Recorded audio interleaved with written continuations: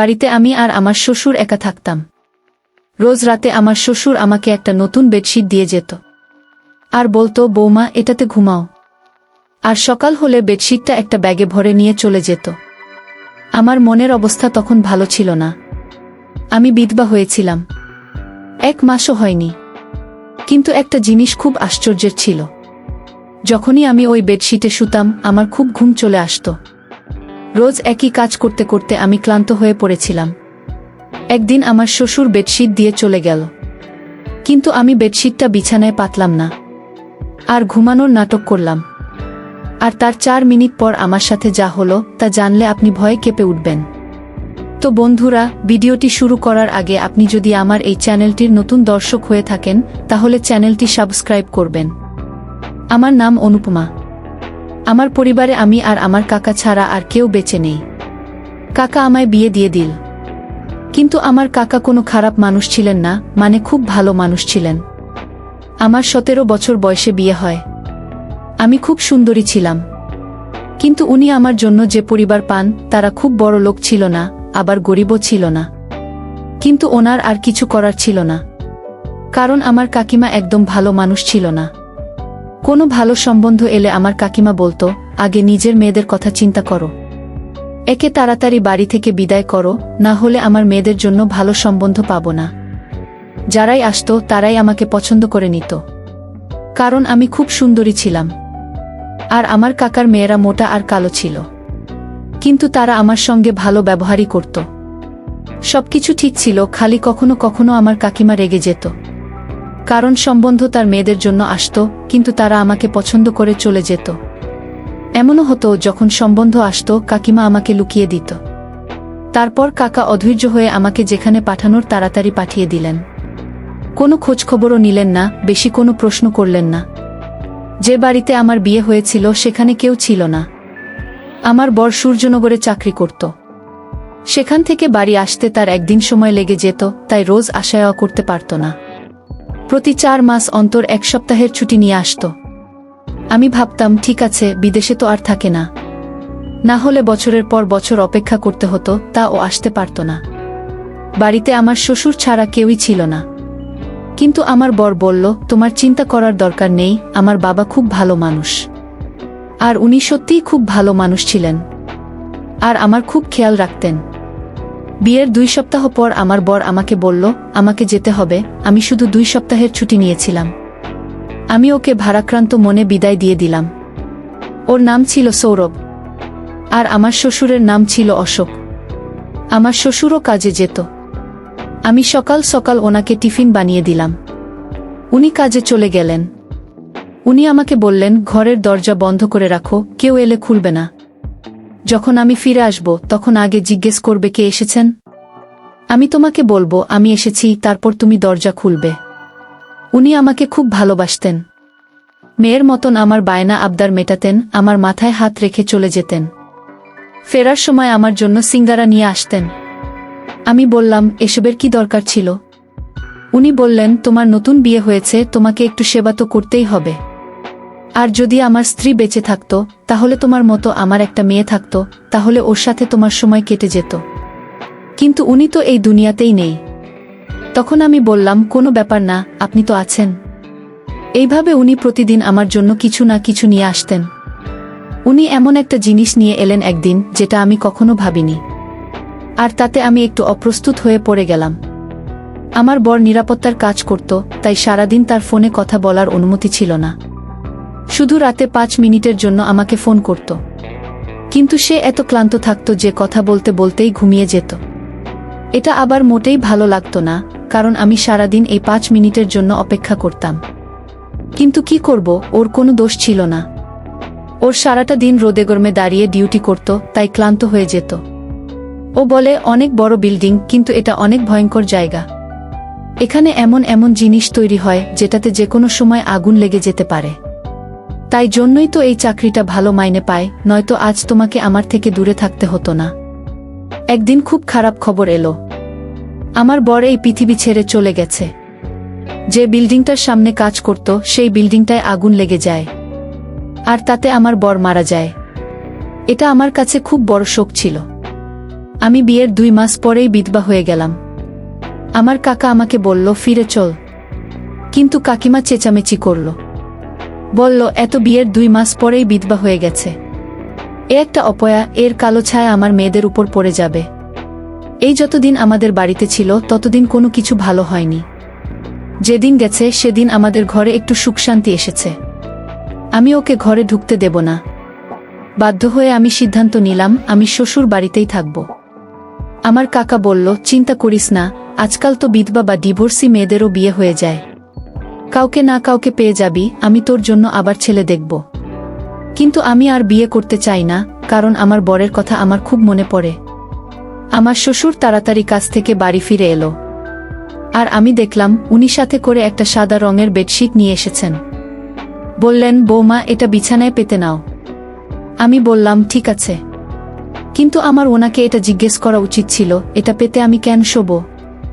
উনি শুধু আমাকে এটাই বলেছিলেন, এটা তোমার জন্য এনেছি, নিজের বিছানায় পেতে নাও।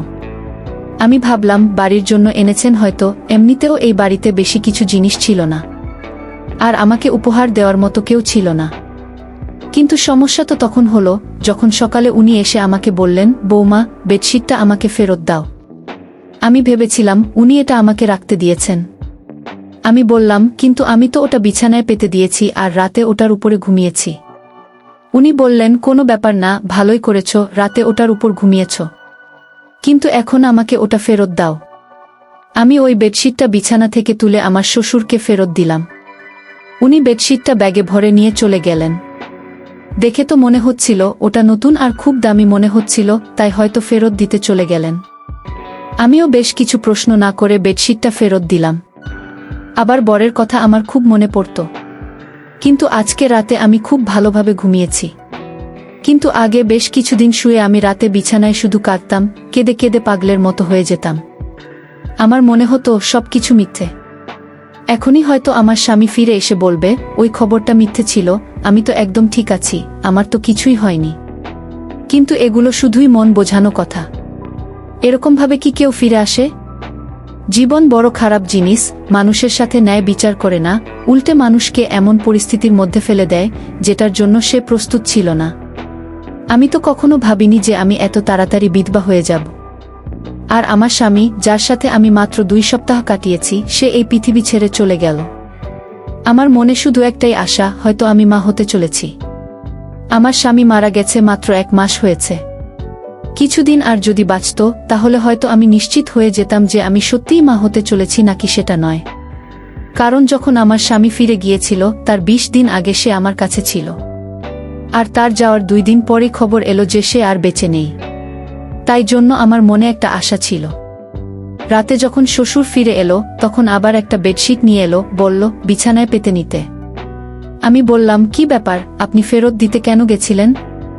উনি বললেন যে দোকান থেকে আমি এই বেডশিটটা নিয়েছিলাম, ওই দোকান থেকে আমার বন্ধু বেডশিট নিয়েছিল, কিন্তু ও বেঈমান, ওটা দাম কমে গিয়েছে আর আমারটা দাম বেশি নিয়েছে, তাই আমি ওটা নিয়ে ঝগড়া করতে গেছিলাম। দোকান আমাকে 20 টাকা ফেরত দিয়েছে। তুমি গিয়ে শুয়ে পড়ো। আমি বললাম, ঠিক আছে। আমি আবার বেডশিটটা পেতে নিয়ে শুয়ে পড়লাম। এমন ঘুমালাম না, একেবারে সকালে গিয়ে ঘুম ভাঙল। কিন্তু সকালে আমার শরীরটা ভালো লাগছিল না। আমার মনে হচ্ছিল আমি মা হতে চলেছি। তখন আমার মাথাটাও ঘুরছিল আর গা হাত পা ব্যথা করছিল। কিন্তু সকালে যখন জল খাবার বানাচ্ছিলেন, শ্বশুর আবার এসে বলল, বেডশিটটা ফেরত দাও। আমি অবাক হয়ে গেলাম। আমি ওনাকে কিছু জিজ্ঞেস করতে গেলাম। উনি বললেন, আবার এখন সময় নেই, তাড়াতাড়ি ওটা নিয়ে আসো। আমি তাড়াতাড়ি ওটা এনে ওনাকে দিয়ে দিলাম। উনি কোনো উত্তর না দিয়ে বাজারে চলে গেলেন আর বললেন, আমার অনেক কাজ আছে, বৌমা তুমি নিজের খেয়াল রেখো। আমি ভাবলাম, এসব কি হচ্ছে? কখনো ফেরত দিতে চলে যান, কখনো নিয়ে চলে আসেন। জানি না উনি কি করছেন। বুড়ো মানুষ, এরা খুব সহজেই অন্য লোকের কথা বিশ্বাস করে। যখন বেডশিটটা নিয়েছে তখন চুপচাপ রেখে দিন। 20 টাকার জন্য এত ঝামেলা করার কি আছে? আজকাল তো 20 টাকায় একবার খাবারটাও হয় না। কিন্তু আমার শ্বশুরকে কে বোঝাবে? আমার শরীরটা পুরো দিন খারাপ হয়ে রইল। আমি মনে মনে খুশি হলাম যে আমি মা হতে চলেছি। আমি এই জন্য খুশি হয়েছিলাম যে আমার স্বামীর কিছু না কিছু চিহ্ন তো আমার কাছে থাকবে। আমি ভেবে নিয়েছিলাম যে যদি ছেলে হয় তাহলে আমি তার নাম আমার স্বামীর নামে রাখব। এই ভেবে সৌরভ আমার জীবনে আবার ফিরে আসবে। কেউ তো আমার নিজের হবে, না হলে তো আমার জীবনে নিজের বলে কেউ নেই। একমাত্র স্বামী ছিল, সেও পৃথিবী ছেড়ে চলে গেল। আমার শ্বশুর তো রুটিন বানিয়ে ফেলেছিল। উনি রাতে আমাকে পেশাদি দিতেন, আবার সকালে ফেরত চেয়ে নিতেন। আর আমি এমন ঘুমিয়ে পড়তাম যে আবার কোনো হুঁশ থাকত না। আমি কোথাও শুনেছিলাম যে যখন মহিলারা হয় তখন তার খুব ঘুম পায়। তাই জন্য আমি অন্য কিছু না ভেবে এইসব নিয়েই ভাবছিলাম। কিন্তু এক সপ্তাহ পর আমার এই আশাটা ভেঙে গেল। আমার মন খুব খারাপ হলো। আমি গর্ভবতী ছিলাম না। আমার স্বামীর কোনো চিহ্ন আমার কাছে রইল না। আমার খুব বেশি আফসোস লাগছিল। খুব কাছেই ছিলাম, শ্বশুরকে এসব কিছুই বলিনি। কিন্তু উনি জিজ্ঞেস করলেন, কাঁদছো কেন? আমি বললাম, না কিছু না। কিন্তু আবার আমি চিন্তা করতে লাগলাম, যদি আমি গর্ভবতী হব তাহলে আমার এত কেন ঘুম পায়?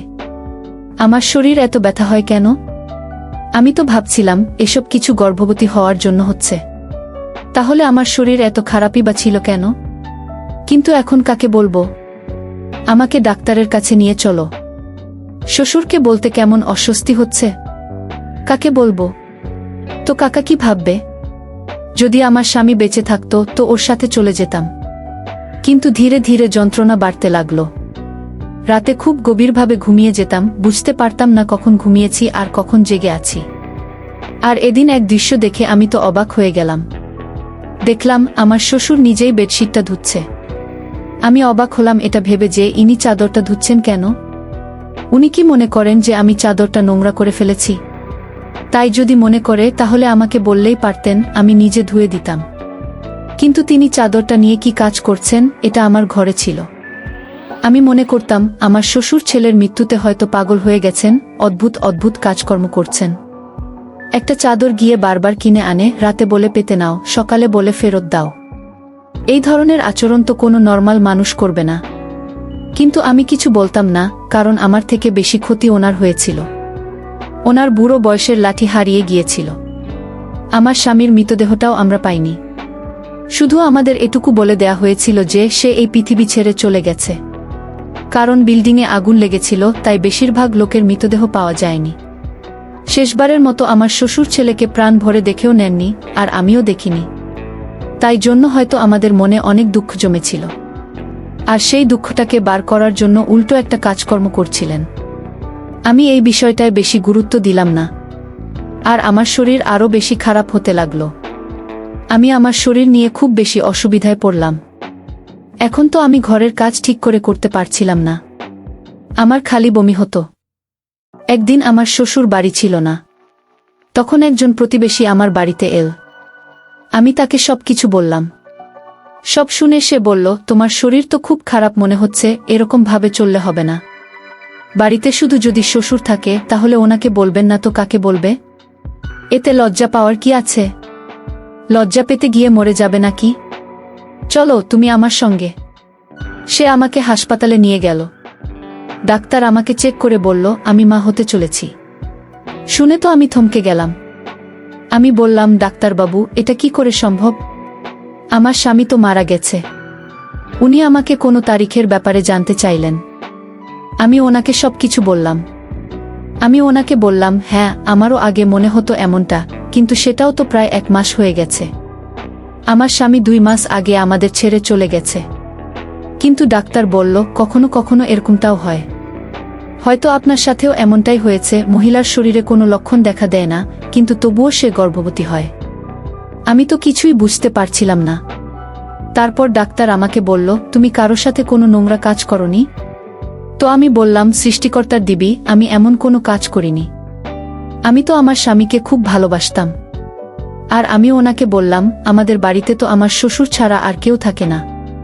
আর আমি কোথাও যাওয়া আসাও করি না। ডাক্তার বলল, ঠিক আছে, দেখো কিছু মনে করো না। এসব ক্ষেত্রে এই ধরনের প্রশ্ন করা হয়। কিন্তু তুমি মা হতে চলেছ, এটা একদম নিশ্চিত। এখন আমি এটা জানি না যে তুমি আমাকে মিথ্যা কথা বলছো নাকি তুমি তোমার তারিখটা বলতে ভুল করছো। আমি আবার হিসাব করতে শুরু করে দিলাম। কিন্তু আমার হিসাব মতো এই বাচ্চাটা আমার স্বামীর ছিল না। আমি ডাক্তারকে মিথ্যা বলে দিলাম, কারণ ডাক্তার হয়তো আমার বদনাম করে দেবে। আমার সঙ্গে আমার পাড়ার মহিলা ছিল, সে বলেছিল সে প্রায় এই ডাক্তারের কাছে আসে। এখন তো সে বাইরে বসেছিল, কিন্তু না জানি যদি কালকে আমার ব্যাপারে কিছু জিজ্ঞেস করে নেয় তাহলে কি হবে। আমি বললাম, আপনি ঠিক বলেছেন, আমি তারিখ গুনতে ভুল করেছি। ডাক্তার আমাকে কিছু ওষুধ লিখে দিলেন আর বললেন, আপনার শরীর একটু বেশি খারাপ অবস্থায় আছে, আপনার নিজের প্রতি অনেক যত্ন নিতে হবে। কিন্তু আমি এটা ভেবে পাচ্ছিলাম না যে বাচ্চাটা কার। যখন থেকে আমার স্বামী মারা গেছে তখন থেকে আমার সাথে এসব কি হচ্ছে। একটা অদ্ভুত ঘটনা আমার সাথে ঘটেছিল, যেটার সাথে আমার শ্বশুর জড়িত ছিল। এটা তো ছিল চাদরের ব্যাপারটা, আর একটা ছিল আমার অজ্ঞান হয়ে যাওয়ার মতো ঘুম পাওয়া। আমি তো খুব চিন্তিত থাকতাম, আমার মনে এতগুলো দুঃখ ভরেছিল, তবু আমি এত নিশ্চিন্তে কি করে ঘুমাতাম। মানুষের পেরেশানি থাকলেও সে নিশ্চিন্তে ঘুমাতে পারে না। আমার তো জীবনসাথী এই জীবন থেকে চলে গিয়েছিল, আর আমি এরকম নিশ্চিন্তে কি করে ঘুমাতে পারি। কিছু না কিছু ঘটনা নিশ্চয়ই আছে, এটার খোঁজ এবার আমাকেই করতে হবে। এবার আমি ভেবে নিয়েছিলাম যে আমাকে কি করতে হবে, যেটা আমি করছি না, আর সেটা আমার করা উচিত ছিল না। অর্থাৎ একদিনের জন্য আমার রুটিনটা বদলাতে হবে। আর আমার রুটিনটা বদলে ফেললাম। আমি রাতের খাবার খেলাম না। কি জানি, হয়তো আমার খাবারের সঙ্গে কিছু মিশিয়ে দেওয়া হচ্ছে। আমি এটা ভেবে পাচ্ছিলাম না কে এসব করবে। আমার শ্বশুর আমাকে আবার ওই একই বেডশিট এনে দিল। এখন তো বেডশিটটা অনেক পুরনো হয়ে গিয়েছিল, তাও আমার শ্বশুর ওটাকে এমনভাবে ব্যাগে ভরে আনতো যেন নতুন। জানি না ওটাকে নিজের সাথে নিয়েই ঘুরে কেন। আমি বললাম, ঠিক আছে, আমি ওটা পেতে শুয়ে পড়ব। কিন্তু আজ আমি বেডশিটটা না পেতেই বিছানায় শুয়ে পড়লাম। কিন্তু আমি আশ্চর্য হলাম, আজ আমার ঘুম আসছিল না। আমি বুঝতে পারছিলাম না, তাহলে কি আমার ঘুমের সাথে এই বেডশিটের কোনো সম্পর্ক ছিল। এসব কি হচ্ছিল আমার সাথে। আমার তো মোটে ঘুম আসছিল না। দেখতে দেখতে রাত 1টা বেজে গেল। বাইরে কোনো আওয়াজ নেই। কিছুক্ষণ পর একটা আওয়াজ এল। আমি ভাবলাম হয়তো শ্বশুর জল খেতে বা বাথরুমে যাওয়ার জন্য উঠেছেন। কিন্তু কেউ যেন আমার ঘরের দিকেই আসছিল, আর ঘরের ভিতর ঢুকে পড়ল। ঘরের লাইট বন্ধ ছিল। আমি জোরে জোরে নিঃশ্বাস নিয়ে ঘুমানোর অভিনয় করছিলাম, কারণ আমি দেখতে চাই এটা কে। এমনিতে আমার খুব ভয় করছিল আমার ঘরে তার কি কাজ ছিল। কিন্তু কিছুক্ষণ পর যখন সেই ব্যক্তি আমার পাশে এসে শুয়ে পড়ল আর আমাকে জড়িয়ে ধরল, তখন আমি চিৎকার চেঁচামেচি করতে শুরু করে দিলাম। তারপর লাইট জ্বেলে দেখতেই আমি চমকে গেলাম, কারণ সেই ব্যক্তি অন্য কেউ নয়, বরং আমার শ্বশুর ছিল। ওই চাদরটার দিকে দেখলেন আর রেগে গিয়ে আমাকে বলেন, আজকে চাদরটা পাতনি কেন। আমি আরো চমকে গেলাম, কিভাবে কথা বলছে আমার শ্বশুর আমার সাথে। আমি চিৎকার করছিলাম। উনি বললেন, নোংরা মহিলা, একটা চেঁচাচ্ছিস কেন। আমি পুরোপুরি ঘাবড়ে গিয়েছিলাম। আমি বললাম, আপনি এসব কি করছেন। আমার শ্বশুর ঘাবড়ে গেল। আমি আরো জোরে জোরে চিৎকার করা শুরু করে দিলাম। পাড়ার লোকজন সবাই এসে আমাদের দরজা খটখট করতে শুরু করে দিল। এসব কি হচ্ছে। সেই মহিলা আর তার স্বামী বাড়ির ভেতরে ঢুকে পড়ল, যার সাথে আমার একটু বন্ধুত্ব হয়েছিল। আমি ওদের চিৎকার করে শুধু এটুকু বললাম, পুলিশকে ডাকো, ইনি আমার ইজ্জতের উপর হামলা করেছেন। ওরা তো হকচকিয়ে গেল। সারা পাড়ার লোক জড় হয়ে গিয়েছিল। পাড়ার লোকেরা সবসময় বিরক্ত থাকত, তারা চোর বা এই ধরনের অপরাধী পেলে তাকে মেরে মেরে তার উপর সব রাগ উগরে দিত। আমার শ্বশুরকেও ওরা ঘিরে ফেলেছিল।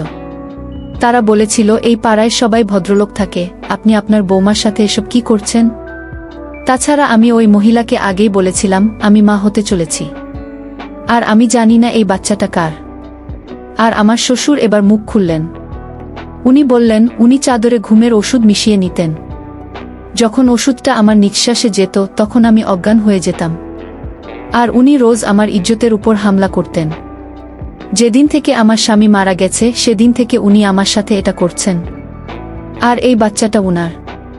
সবাই নিজের কানে হাত দিয়ে চিকচিক করতে লাগলো। কেউ কেউ বলল, এই ব্যক্তিকে পাড়া থেকে বের করে দাও। কিন্তু আমি আওয়াজ উঠালাম। বন্ধুরা, প্রতিদিন এরকম গল্প পেতে চ্যানেলটি লাইক ও সাবস্ক্রাইব করে আমাদের সাথেই থাকুন।